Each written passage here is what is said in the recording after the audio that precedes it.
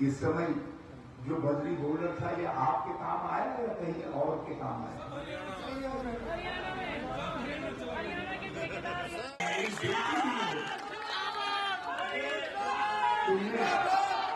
तुमने मेरे खून को लज्जित कर दिया। जिस दिन मेरी बेटी आपकी सेवा करने से इनकार करेगी, उन आदर्श मूल्यों के लिए लड़ने से इनकार करेगी, उनके लिए खड़ा होने से इनकार करेगी, मैं अपनी बेटी और आज मैं आप सबसे कहना चाहता हूं, मैंने बेटी घर की इज्जत मांग, मैंने बड़ी हिम्मत करके, बड़ा मजबूत तरीका करके अपनी बेटी से कहा है कि आप आशीर्वाद ग्रहण करो। यदि मैंने जिंदगी में लोगों की, इंसानों की सेवा की है, तो इस बार मैं हिंदू न मुसलमान मेरी बेटी को भी नहीं बना। यहाँ से पलायन बहुत है। पलायन क्यों होता है? पलायन इसलिए होता है कि प्रदेश में रोजगार पैदा नहीं हो रहे हैं। और आपके प्रदेश के पास तो सब कुछ है, हिमालय है, प्रकृति है, पर्यटन के मौके हैं। जो कोई नौजवान एक छोटा सा पर्यटन के लिए भी अपना बिजनेस शुरू करना चाहे, उसको सुविधा मिलनी चाहिए, सहायता मिलनी चाहिए, सब कुछ है, हुनर है आपके प्रदेश में, लेकिन रोजगार नहीं है। रोजगार नहीं है। रोजगार के लिए आपके यहां से लोग पलायन करके बाहर जा रहे हैं। कुछ दिनों पहले प्रधानमंत्री जी ने संसद में कहा कि कांग्रेस पार्टी ने इन लोगों की मदद की, कोरोना फैला दिया पूरे देश में राजनीति करके। तो हम क्या करते, मैं पूछना चाहती हूं। आपके भाई बहन सड़क पे चल के आ रहे थे, पैदल आ रहे थे, कोई सुविधा नहीं थी, कोई साधन नहीं था। क्या हम उनको ऐसे ही छोड़ देते? ऐसे बच्चे थे जो साइकिल पे अपने माँ बाप को बिठा के चला रहे थे 600 किलोमीटर दिल्ली से बिहार तक। मुझे याद है मैसेज आते थे, हम उत्तराखंड के हैं दीदी, कहीं ना कहीं से हमें मदद कर दो, खाने को नहीं है, एक दिन का खाना बचता है, हमें मदद कर दो। मुझे याद है हमने कितनी जीपों का इंतजाम किया, बसों का इंतजाम किया। क्यों किया? हम राजनीति कर रहे थे क्या? हम अपना धर्म निभा रहे थे। बीजेपी ने पिछले 5 साल में कितने चीफ मिनिस्टर बदले? क्यों?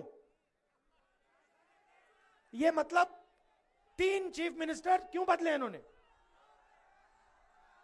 क्योंकि इनके चीफ मिनिस्टर भ्रष्ट थे, इनके चीफ मिनिस्टरों ने चोरी की, इसीलिए इन्होंने 3 चीफ मिनिस्टर को बदला।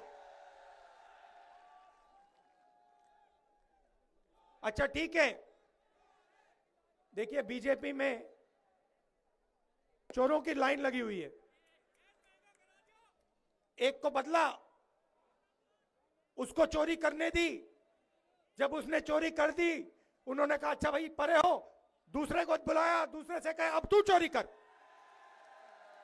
और फिर जब उसने चोरी की उसको हटाया, कहा तू हट जा, अब तू चोरी कर।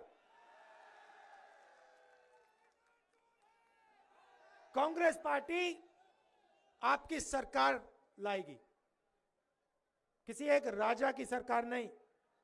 दिल्ली में प्रधानमंत्री नहीं है, दिल्ली में राजा बैठा हुआ है। हमें ऐसी सरकार नहीं चाहिए। हमें गरीब जनता की, किसानों की, छोटे व्यापारियों की, स्मॉल और मीडियम बिजनेस वालों की और युवाओं की रोजगार दिलवाने वाली सरकार चाहिए। मैंने आपसे मैनिफेस्टो में अलग अलग वायदे किए हैं, मगर हमारे मेन वायदे 4 हैं। 4 धाम 4 काम। पहला काम, हम 2 करोड़ युवाओं को साल में रोजगार नहीं दे सकते।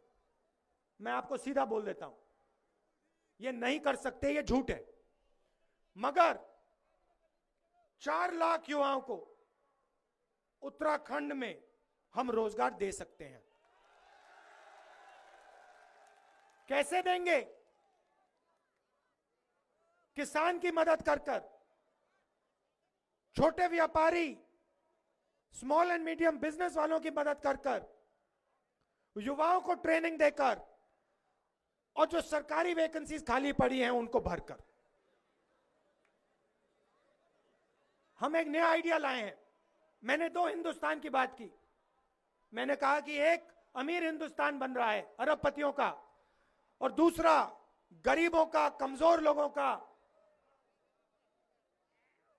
करोड़ों लोगों का हिंदुस्तान।